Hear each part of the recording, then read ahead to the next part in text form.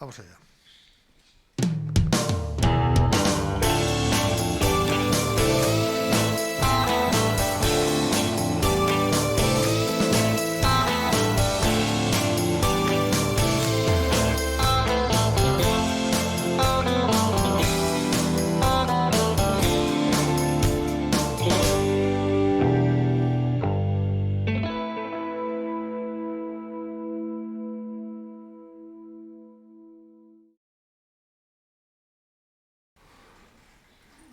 Bien, vamos a seguir con el capítulo 51 de Isaías. Vamos a hacer, es la tercera parte y última ya. Y si nos da tiempo empezaremos con el capítulo 52. Pero en principio vamos a hacer lo que he dicho. Y estamos en el punto número 4. O sea, había 4 puntos que vimos del capítulo 51. Vimos los 3 primeros. No hace falta repasarlo, ya está el vídeo ahí. O sea que si lo queréis ver, pues veis el vídeo y ya está. Vamos al cuarto. El cuarto era: la copa de aflicción que Israel bebió será aplicada a los labios de sus enemigos. Básicamente ese es el título, podemos llamarlo así, de esta parte, cuarta, que va de los versículos 17 al 23. Así que sin más preámbulos leo. Vamos a ver primero los 2 primeros versículos de esta tanda. Despierta, despierta, levántate, oh Jerusalén, que bebiste de la mano de Jehová el cáliz de su ira, porque el cáliz de aturdimiento bebiste hasta los sedimentos. De todos los hijos que dio a luz, no hay quien la guíe, ni quien la tome de la mano de todos los hijos que crió. Bueno, vamos a ver esto. Este es el texto. Vamos a intentar entenderlo. Siempre es Jerusalén. Jerusalén es el centro. Tenemos que entender una cosa que es importante, recordarlo. Isaías vivió en un tiempo anterior a la deportación a Babilonia, pero es como si hubiera estado ahí, porque nos habla de la deportación de Babilonia de una manera impresionante y evidentemente proféticamente, y hasta el punto de mencionar a Ciro, Ciro el persa, que fue quien derrotó al imperio caldeo o babilónico. O sea, Isaías fue un hombre tremendamente usado por el Señor. Eso lo iremos viendo conforme vayamos avanzando. Pero bueno, estamos en Jerusalén. Jerusalén experimentó el enojo santo del Señor a lo largo de su sometimiento a potencias extranjeras sin ningún libertador humano suyo, o sea, un libertador humano de Israel, o alguien que fuera un paladín de entre ellos, que surgiera. No había nadie, no hubo nadie, o sea, estaban vendidos totalmente. Siempre han estado así los judíos, si te das cuenta, siempre han estado así. No obstante, el castigo terminará. Si queréis repasar estos versículos 17 y 18, para que lo tengáis bien en la mente aquí, a la hora de ver los comentarios, pues iréis entendiendo mejor. ¿Vale? Y ahora seguimos. Por eso dice, ¿no? Para que quede claro, dice aquí abajo: ni quien tome, no hay quien la guíe, ni quien tome de la mano de todos los hijos que crió. O sea, todos los hijos son todos los que eran judíos, ¿verdad? Todos los que eran hijos de Jerusalén. No había ni uno que se levantara para defender su ciudad, lo cual es triste también. No había nadie. Versículo 19: estas 2 cosas te han acontecido: asolamiento y quebrantamiento, hambre y espada. O sea, asolamiento y quebrantamiento es una cosa y hambre y espada es otra. ¿Quién se dolerá de ti? ¿Quién te consolará? Pues Jerusalén recibió el castigo completo. El cáliz de aturdimiento bebiste hasta los sedimentos, que es lo que acabamos de leer en los 2 versículos anteriores, ¿verdad? O sea, el cáliz de aturdimiento bebiste hasta los sedimentos, o sea, hasta el fondo de la copa, donde están los sedimentos del vino, lo bebió todo. Eso de parte de Dios. Por un lado, asolamiento, es decir, ruina y destrucción completa, y quebrantamiento de la ciudad, ¿no? Y por otro lado, hambre y espada contra sus habitantes. Por lo tanto, no se libró ni la ciudad en sí, ni los habitantes de la misma. Y nadie se dolía por Jerusalén, lo cual se interpreta como la soledad del sufriente, ¿no? Qué triste, qué triste. Escribe Matthew Henry: donde quiera hubo un cáliz de fornicación, como lo hubo en las manos de Jerusalén cuando se entregó a la idolatría, tarde o temprano tiene que haber un cáliz de furor. O dicho de otro modo, de nuestras acciones siempre hay consecuencias. Lo que hagamos para bien tendrá consecuencias buenas. Lo que hagamos para mal tendrá consecuencias malas. Y más cuando se está hablando de idolatría. Es decir, de poner la confianza en algo ajeno a Dios. Básicamente. Seguimos, versículo 20. Tus hijos desmayaron, estuvieron tendidos en las encrucijadas de todos los caminos como antílope en la red, llenos de la indignación de Jehová, de la ira del Dios tuyo. Tus hijos desmayaron, estuvieron tendidos. Los habitantes de la ciudad yacían indefensos en las calles porque habían gastado toda su energía en la lucha fallida contra la furia del Señor. Y aquí hay una lección para nosotros. Esto último, habían gastado toda su energía en la lucha fallida contra la furia del Señor. ¿Qué pasa cuando nos levantamos, cuando Dios envía un castigo y nosotros nos oponemos a esto? Pues esto es básicamente lo que pasa. Y esto lo vemos aquí, ¿no? Cuando Dios envía un castigo por mano de terceros, ¿vale? No estoy necesariamente hablando de nosotros, o sí, depende, no sé. Pero generalmente hablando, cuando Dios quiere castigar a su pueblo, o quiere administrar más bien, una disciplina, es mejor admitirla, no luchar contra ella. El ejemplo está aquí, ¿no? Bueno, leo, cuando Dios envía un castigo por mano de terceros, es completamente inútil levantarse contra él. Como está escrito, si alguno mata a espada debe ser muerto. ¿No? Esto es Apocalipsis 13:10. Esto es lo que va a pasar. Muchos se van a levantar contra los poderes fácticos. Pero si son poderes que Dios está permitiendo que se levanten. Nos da rabia. Gente como está de la Agenda 2030 y todo este del Foro Económico de Davos, ¿no? Y toda esta gentuza, a mí me da mucha rabia, ¿no? Todo lo quieren levantar nuevo. Además ya lo dicen abiertamente lo que quieren hacer y un nuevo orden mundial y todo. ¿Y qué vas a hacer si es algo que Dios está permitiendo justamente para que luego pase lo que tiene que pasar, porque tiene que cumplirse la palabra de Dios? Desde luego nosotros no vamos a aplaudir eso, está claro que no. Pero la cosa es que si alguno mata espada debe ser muerto. O sea, si nos levantamos en contra, vamos a recibir también. Porque si es Dios que lo está levantando, pues es una tontería, es mala praxis el ir en contra de eso, ¿no? Otra cosa es lo que tenemos que hacer, y está aquí la respuesta. Aquí está la paciencia y la fe de los santos. Paciencia y fe, porque esto pasará. Esto ya sabemos que es en cuanto a la tribulación, ya lo sabemos. Y más en concreto en la gran tribulación, la segunda mitad de los 7 años. Pero esto se puede aplicar siempre en nuestras vidas. Si Dios... es como, a ver, ¿qué ejemplo voy a dar? Pues imagínate que tú sabes que el Señor te está amonestando, te está disciplinando, ¿no? Pero tú te levantas y dices, no, yo no quiero esto, no. Pues va a ser peor resistirse a lo que Dios te envía. Si Dios te lo envía y sabes que es Dios, ¿no? En el caso, pues mejor aceptarlo y mejor humillarse delante de Dios. Y decir, Señor, lo que tú quieras, al fin y al cabo hágase tu voluntad, ¿no? Y tú quieres tener misericordia de mí, ¿no? Esa actitud de mansedumbre es la actitud que hay que tener, no lo contrario. Porque además hay que entender que Dios está en control de todo. O sea, a ver, ¿qué voy a decir? Un ejemplo así un poco bruto, pero que se entiende, cuando se levantó Hitler, ¿no? Se levantó Hitler y hizo lo que hizo. ¿Es que Dios no sabía eso? ¿Es que Dios podía haberlo evitado? Claro que podía haberlo evitado, no. Pasó lo que pasó. Dios sabe por qué. Y al final Hitler cayó y cayó todo ese sistema demoníaco, ¿no? Pero tuvo su recorrido, un tiempo, ¿verdad?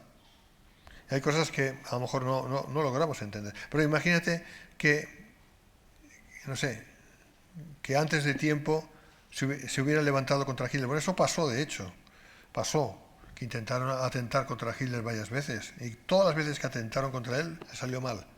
Y la última vez fue estaba este mal hombre con sus generales reunidos en un lugar en el bosque, no me acuerdo ahora cómo se llama, la cueva del lobo o algo así. Sí, que la gruta del lobo, o la guarida del lobo, la llaman la guarida del lobo. Y y un militar de alto rango, que además se decía cristiano, o sea, justamente, le puso una bomba ahí, ¿no? Y la bomba no mató a Hitler, mató a otros y a Hitler no. O sea, es una cosa... ¿ah? Y a este hombre le apresaron junto con todos sus cómplices y les fusilaron. Entonces no sirvió de nada, porque no era el tiempo aún. Porque a quien espada mata, espada debe ser muerto, ¿no? Y nosotros como iglesia, pues nuestro proceder tiene que ser el proceder de Cristo. Porque Cristo no se levantó contra los romanos, ¿verdad que no? Y los romanos oprimían, ¿no? Los judíos, sí. Pero Cristo no se levantó contra ellos, ¿verdad que no? Estaba totalmente en contra de lo que hacían los romanos, pero dar a César lo que es de César y de lo que es de Dios, ¿verdad? O sea, yo creo que esta tiene que ser nuestra actitud. Y, al mismo tiempo, paciencia y fe y buscar apartarnos, ¿no? El hombre cuando ve el mal, el hombre sabio ve el mal, se esconde. Vale, pues esa tiene que ser la actitud. Bien, sigo. Lo contrario es la actitud correcta. Estad quietos y conoced que yo soy Dios. Estad quietos y conoced que yo soy Dios. Seré exaltado entre las naciones. Enaltecido seré en la tierra. Es que esto es lo que va a pasar. Esto no ha pasado aún, pero va a pasar, está escrito. Jehová de los ejércitos está con nosotros. Nuestro refugio es el Dios de Jacob. Esta es la actitud correcta. Yo sé que va un poquito en contra de la valentía humana, ¿no? Pero si Dios está enviando lo que está enviando, ¿quiénes somos nosotros para intentar evitarlo? Piénsalo. Ahora, sí hay que orar al Señor, que el Señor nos guarde, eso sí. Porque nosotros nada tenemos que ver con las tropelías de los malvados, ¿no? Seguimos, 21 al 23. Oye, pues ahora esto, afligida, ebria y no de vino. Así dijo Jehová tu Señor y tu Dios, el cual aboga por su pueblo. He aquí, he quitado de tu mano el cáliz de aturdimiento, los sedimentos del cáliz de mi ira. Nunca más lo beberás, y lo pondré en mano de tus angustiadores, que dijeron a tu alma, inclínate y pasaremos por encima de ti. Y tú pusiste tu cuerpo como tierra y como camino para que pasaran. Qué terrible. Esa es la historia de los judíos. De la historia de los judíos. Pero llegará un momento en que esto dejará de ser. Por eso hay que entenderlo bien esto. Siempre desde la perspectiva de Dios, el castigo contra Jerusalén tendrá su fin. Y será en nuestro entender humano al final de la angustia para Jacob. Jeremías 37. O sea, Dios lo dice como algo hecho ya. ¿Me entiendes? Es como que ya está hecho. Para Él está hecho. Pero no está hecho para nosotros. Nosotros, como humanos, tenemos que vivir la historia y tenemos que pasar por donde tenemos que pasar. Pero tenemos que entender las cosas de parte de Dios como que ya están hechas. Porque eso trae un gran alivio a nuestras almas, ¿no? Que sabemos que al final todas las cosas serán conforme a su voluntad. Otra vez, ¿no? Dijo el Señor a mi Señor, siéntate a mi diestra hasta que ponga a tus enemigos por estrado de tus pies. Pero esto lleva un tiempo. ¿Qué tiempo? La historia de la humanidad. Pero entendamos que para el Señor un día es como 1000 años y 1000 años es como un día. Que eso significa que la medida del tiempo para el Señor no es la nuestra. Pero la suya es la que vale.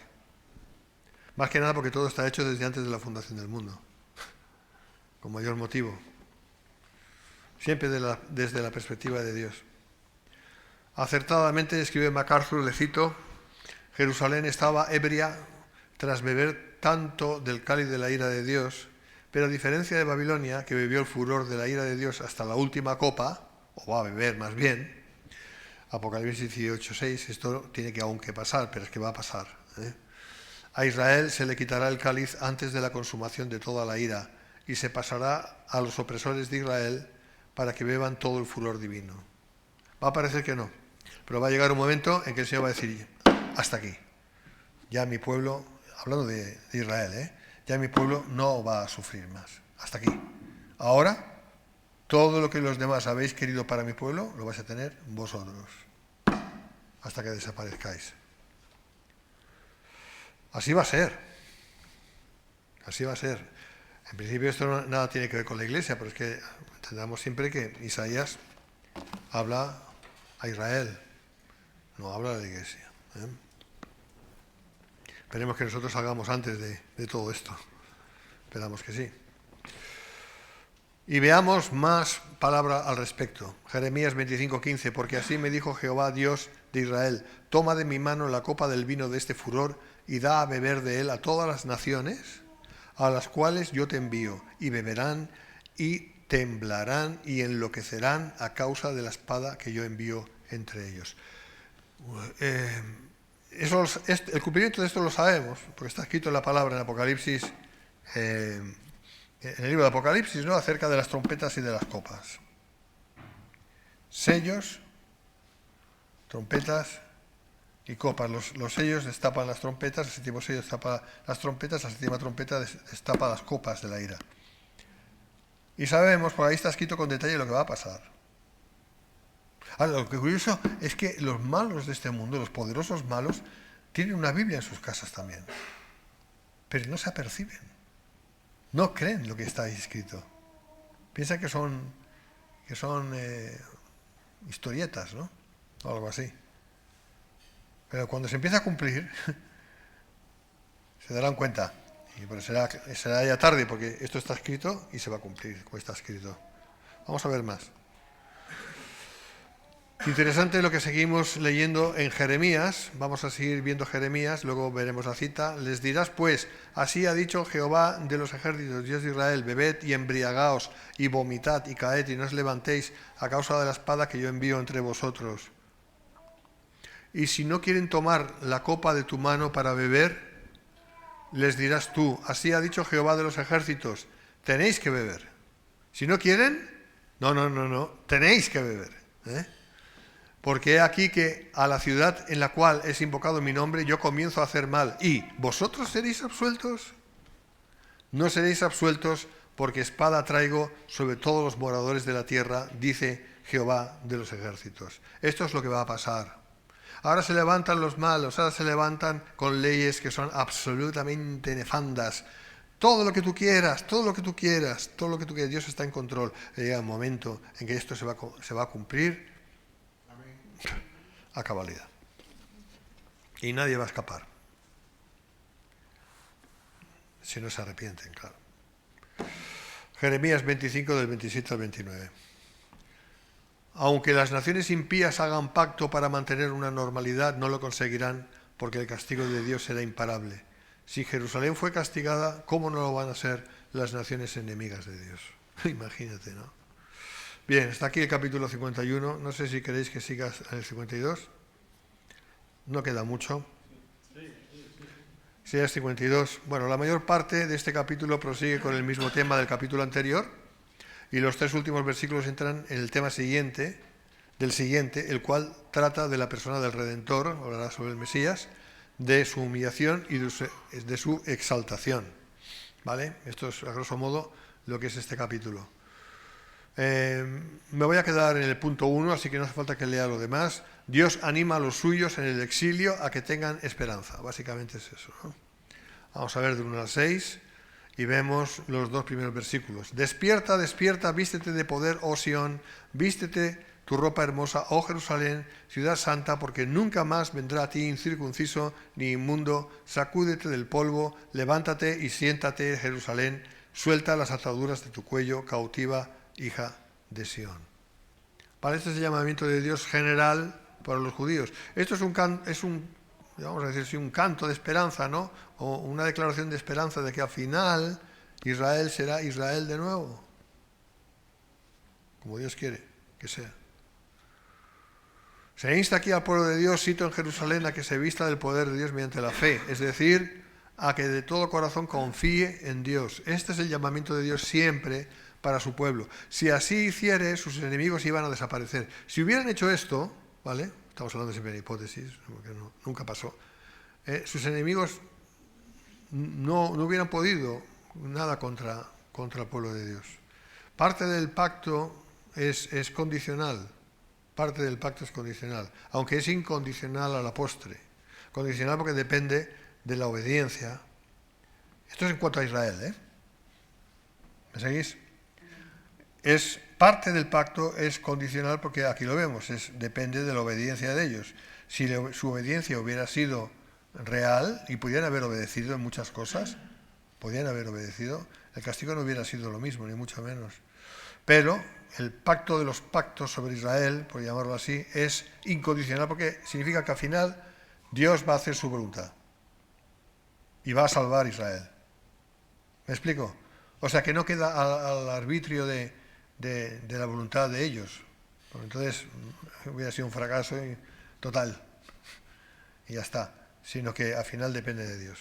¿Vale? Dios va a salvar a Israel porque es su promesa y su palabra. Por eso digo que lamentablemente los judíos no iban a obedecer y después de los asirios vendrían los caldeos o babilónicos, como ya sabéis, la deportación, la liberación y vuelta a casa para seguir en su dureza de corazón. Es que siempre caía en la dureza de corazón, es increíble. Corromperse y estar en servidumbre bajo los seleucidas, los griegos. Este ya es la tercera bestia, el tercer imperio. ¿Vale? Primero babilónico, segundo el medo-persa, tercero el griego. ¿Me seguís? ¿Me seguís? Vale, pues esto ya es en el periodo intertestamentario, cuando no había profetas de Dios. Después de Malaquías y antes de Juan el Bautista. ¿Vale? Los seleucidas, los griegos. Los seleucidas eran los griegos del norte y los ptolomeos los del sur. Ya enseñé esto. Está en el capítulo 11 de Daniel. ¿Vale? Y luego bajo los romanos. Todo el mundo lo sabe, ¿verdad? O sea que no se libraron. Siempre tuvieron enemigos. Israel siempre tuvo enemigos encima. No había manera de zafarse. Porque no obedecían. Obviamente este llamamiento a la libertad de los hijos de Dios se cumplirá, como ya he dicho antes, pero lo hará soberanamente Dios en su tiempo. Pues aún quedan 7 años, la última Shawua, para que Dios acometa su obra, esta vez definitiva. ¿Vale? Quedan 7 años de esas 70 semanas de años, que son 490 años, se han cumplido 483 años, ya los venimos estudiando, ¿vale? Y queda una última tanda de años, que son 7, para cumplirse, y se cumplirá cuando tenga que cumplirse. Porque de momento aún estamos aquí. Y no puede empezar a cumplirse si la Iglesia está aquí. Porque no puede ser. No puede ser. Ya como ya he explicado. Entonces, es menester que nos vayamos, se produzca la resurrección de los muertos en Cristo, y los que quedemos seamos arrebatados juntamente con Él, vayamos ya con el Señor y así estaremos siempre con el Señor, alentados los unos a los otros con estas palabras, ¿verdad? Para que Dios ya empiece con los últimos 7 años que quedan para cumplirse de esas 70 semanas de años. Es curioso porque estaba viendo que hay, lo voy a decir de memoria ahora, 3 etapas de 70 semanas de años hacia Israel. Desde Abraham, os lo diré en otro momento teniéndolo más fresco en la cabeza, pero hubo una etapa de 490 años, luego otra etapa de 490 años y luego los 490 años o 70 semanas de años anunciados por Gabriel. 3. Y esto es interesante porque esto te demuestra que realmente las 70 semanas de años son de años, igual que las otras 2 precedentes. ¿Me entendéis? Luego ya, cuando acabaron los 483 años, que fueron unos días antes de la cruz, ahí acaban las 62 semanas, 7 semanas primero, luego 62 semanas, que hacen un total de 483 años. Cuando acaban ahí, empieza este periodo que entendemos que son 2000 años, por Oseas, que se cumplen el año 2032. En el 2032 se cumplirán esos 2000 años. Eso también lo sabemos. Por lo tanto, los 7 años tendrían que empezar justamente antes de que acaben esos 2000 años. Así que estos son los datos que tenemos. Iremos viendo cómo se van produciendo los acontecimientos, pero no puede quedar mucho. Pero bueno, el punto es este. Dios tendrá 7 años para acabar la obra anunciada por Gabriel a Daniel en Daniel capítulo 9. Y siempre es en relación a Jerusalén y a Israel. Ese es el contexto. ¿Me seguís? Bien. De ese modo se acabará cumpliendo la escritura que dice: acontecerá en lo posterior de los tiempos que será confirmado el monte de la casa de Jehová como cabeza de los montes y será exaltado sobre los collados y correrán a él todas las naciones. ¿No suena esto al reino? ¿Reino milenial? ¿Sí? Entonces, ¿por qué dice que el reino es ahora?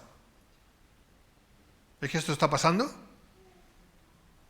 ¿Es que las naciones están corriendo todas para Jerusalén? O, mira, lo voy a decir de otra manera. ¿Es que las naciones están corriendo todas hacia las iglesias? Porque claro, ya no creen en Israel. Ya, ahora para ellos ya solamente están las iglesias. Ya está. Estamos tan llenas las iglesias de gente que está viniendo para recibir la palabra. ¿Sí? ¿Sí? ¿A que no? Y sin embargo, está escrito que eso tiene que pasar. No hacia las iglesias, sino hacia Jerusalén, ¿verdad? Acontecerá en lo postero de los tiempos. ¿Cuándo es el postero de los tiempos? Al final de los tiempos, ¿no? Que será confirmado.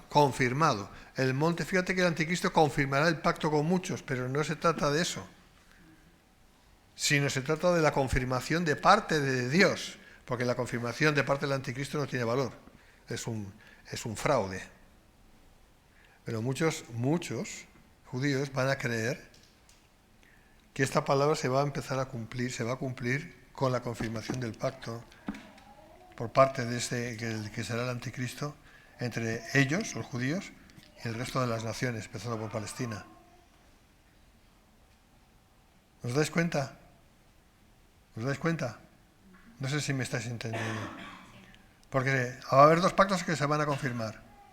Uno es el pacto falso, el pacto con las tinieblas, el pacto con las tinieblas, que también está escrito en Isaías 28, que es el de Daniel 9:27, es decir, el pacto que confirmará el anticristo entre Israel y las naciones enemigas suyas. Y luego está el pacto verdadero, que es que estamos leyendo ahora, que será confirmado. El que vale es este. ¿Me seguís? Y los judíos se darán cuenta de esto. Cuando acabe.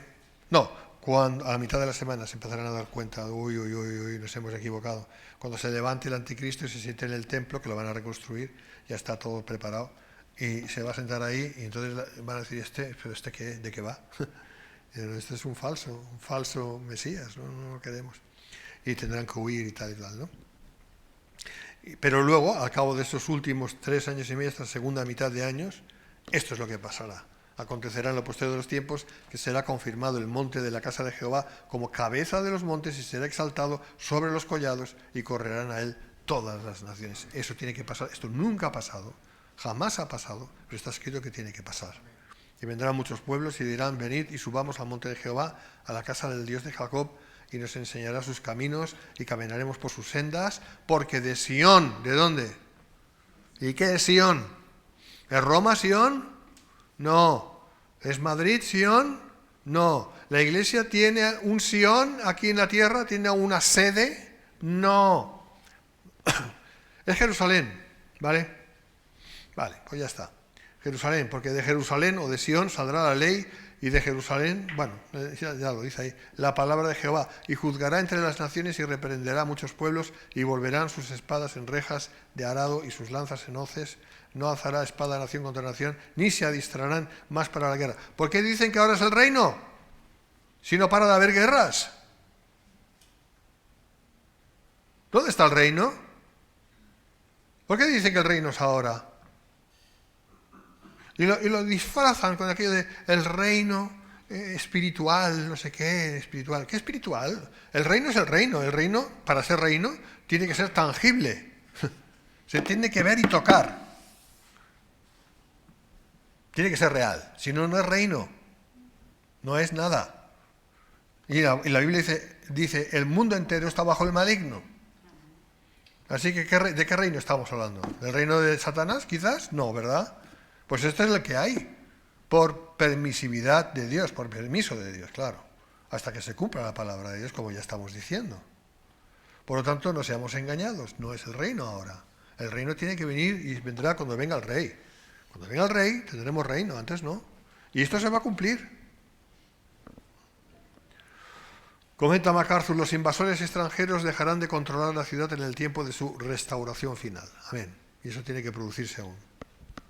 Por tanto, como dice MacArthur, esta escritura se cumplirá al final cuando exclamen bendito el que viene en el nombre del Señor. Mateo 23, 39, en el tercer día de Oseas. Oseas 6, 2, 3. Por 2 días nos escondiste, al tercero no resucitaste. Amén. Versículo 3, porque así dice Jehová, de balde fuisteis vendidos, por tanto sin dinero seréis rescatados. ¿Cómo? No entiendo. Bueno, la explicación es esta. Los judíos se convirtieron en sirvientes de sus conquistadores extranjeros, los cuales no tuvieron que pagar por ellos, es decir, fueron de balde. Así también el Señor los redimiría a través de Ciro, este es el contexto, también de balde. Y a la postre, por medio del Mesías, como será, también de balde. O sea, los judíos no van a tener que pagar por eso, por su liberación. No pagaron para ser esclavos y no pagarán para ser libres. Los caldeos que los iban a oprimir nunca reconocieron a Dios, como tampoco fue así con los asirios. Por tanto, tenemos a Dios diciendo que los judíos nada sacaron con todo ello, ningún beneficio, y Dios tampoco. Por eso habla de balde. Dice Matthew Henry, los babilonios no le dieron las gracias a Dios, al contrario, blasfemaron por ello del nombre de Dios. Por tanto, añade Dios, sin dinero seréis rescatados como ya está prometido. Esto viene a colación de 45:13, capítulo 45:13, es decir, a través de Ciro. Porque Ciro fue quien liberó, como ya sabéis, a los judíos cuando acabaron los 70 años de la desolación en Babilonia. ¿Vale? Versículos del 4 al 6, es corto esto, porque así dijo Jehová el Señor, mi pueblo descendió a Egipto en tiempo pasado para morar allá, y el asirio lo cautivó sin razón. ¿Y ahora qué hago aquí? Dice Jehová. Vaya pregunta, ¿no?, que se hace Dios a sí mismo, ¿no? Ya que mi pueblo es llevado injustamente, y los que en él se enseñorean lo hacen aullar, dice Jehová, y continuamente es blasfemado mi nombre todo el día. Por tanto, mi pueblo sabrá mi nombre por esta causa en aquel día, porque yo mismo que hablo, he aquí estaré presente. Vamos a ver esto. Los hijos de Jacob fueron a morar a Egipto, invitados por Faraón y por José.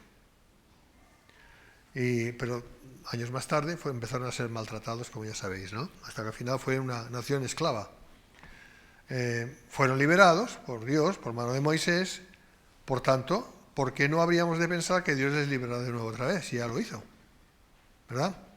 Bueno, más tarde Israel fue oprimido y cautivado sin razón, es decir, sin motivo legal o moral por parte del asirio. Sabemos que Dios envió al asirio contra Israel, pero los asirios en sí mismos no tenían derecho legal a hacer eso. ¿Me entiendes? Son dos cosas diferentes. Y el versículo 5, que dice, vamos a leerlo, y ahora, ¿qué hago aquí? Dice Jehová, ya que mi pueblo es llevado injustamente, etc. Esta es una referencia a los babilonios cuando todavía eso no había ocurrido en tiempo de Isaías. La crueldad de los caldeos fue un hecho y todo lo hicieron de manera ilegítima. Y cuando dice, ¿y ahora qué hago aquí? Dice Jehová, eso hay que entenderlo bien. Una frase misteriosa que se puede entender del siguiente modo. En Babilonia, Dios estaba, por decirlo así, juntamente cautivo con su pueblo, porque estaba ligado con su pueblo, comprometido con su pueblo. ¿Me entiendes? Y el opresor se ha vuelto tan degradante, insoportable, que tanto la seguridad de Israel como el honor de su Dios demandaban su inmediata liberación del exilio. Eso lo dice Slotsky y yo estoy de acuerdo. ¿Qué hago aquí?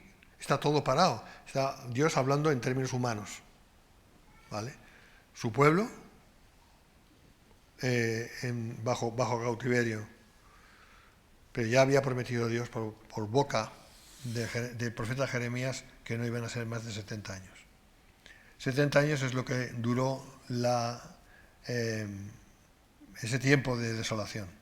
Los 70 años de desolación. O sea, Dios a veces habla en términos humanos. A ver, ¿cómo lo compararé? Por ejemplo, en Génesis, cuando dice que Dios le dolió tanto en su corazón que se arrepintió de haber creado al hombre. ¿Tú crees que Dios se arrepiente de algo? ¿Tiene necesidad de arrepentirse Dios? No, Dios no se arrepiente. Dios no es hijo de hombre para que mienta ni para que se arrepienta. Pero es una manera humana de hablar. Es una manera humana para que nosotros podamos entender el hecho de que Dios estaba con tanto dolor al ver cómo los hombres estaban pecando, porque Dios sí tiene sentimientos. ¿Me entiendes? Entonces no es un arrepentimiento en cuanto a decir, pues si lo hubiera sabido, no lo hubiera hecho, lo cual es estúpido. Sino es una manera de expresar su dolor, ¿no? Es una manera de expresar el dolor. Entonces hay que entender cuando Dios habla como Dios y cómo Dios habla de manera antropomórfica, de manera humana, para que nosotros podamos entender un poco pues vamos a decir, el lado humano del asunto. No sé si me explico. No es más que eso, ¿eh? Y continuamente es blasfemado mi nombre todo el día. En esos 70 años de desolación, los judíos estaban presos y Dios respecto a ellos también. Eso no podía durar más de lo requerido. Esto tuvo su cumplimiento parcial al ser liberados de Babilonia, versículo 6, que hemos leído antes. Mi pueblo sabrá mi nombre, etc. Y tendrá su cumplimiento cabal, y no solo para Judá, sino para el resto de las tribus, al finalizar el periodo futuro de la angustia para Jacob, la gran tribulación. Si os dais cuenta, todo converge, todo lleva al final, todo lleva al final, todo lleva al final. Al final, ¿cuál es el final? Cuando Dios actúe en la última semana de años. Fíjate si es importante ese tema. Fíjate si es importante y qué menospreciado está. Ay, es que yo no entiendo esto de las semanas de años. No lo entiendo. Pues deberías entenderlo, porque yo no sé qué haces enseñando, mejor no enseñes. Escribe MacArthur, y con eso acabo, después del Día del Señor. El Día del Señor es el día del juicio, el día del juicio sobre esta tierra del cual estamos hablando. Después del Día del Señor, cuando Israel experimente la liberación de su dispersión mundial, reconocerá el cumplimiento de las profecías dadas por medio de Isaías y otros profetas y disfrutará de la seguridad plena de que el Señor ha hablado y ha cumplido sus promesas de liberación. Así podrán atribuir estos acontecimientos al Señor, el gran yo soy. Estoy de acuerdo con esto, ¿vale? Al final Israel va a decir, pues Dios es Dios. Y si nos ha ido tan mal, ha sido por nuestro pecado. No por Él, sino por nosotros. Yo ayer estaba caminando y me encontré con un par de señoras, ya mayores también, más mayores que incluso. Y ahí hablando, ¿no? Porque ellas también van andando con palos también. Y empecé a casos que estuve testificándolas, ¿no? Empecé a hablar del Señor porque venía a cuento y me empecé a hablar. Y qué triste, ¿no? Me salta una y me dice, pero si hay un Dios tan poderoso, ¿por qué permite tantas guerras? ¿Sabes? Lo típico, ¿no? O sea, claro, yo le dije, es que usted se está poniendo como mejor que Dios, ¿verdad? Usted lo haría mejor, seguramente. Ay, no, sí. Pero no entienden. No entienden porque no pueden entender. Porque el problema del ser humano es que no entiende la gravedad del pecado. Es por la gravedad del pecado que el mundo está como está. Y Dios, claro que todo lo puede, pero no todo lo consiente. Así que, hermanos, sigamos predicando, aunque nos echen piedras. No pasa nada. Amén. Dios los bendiga.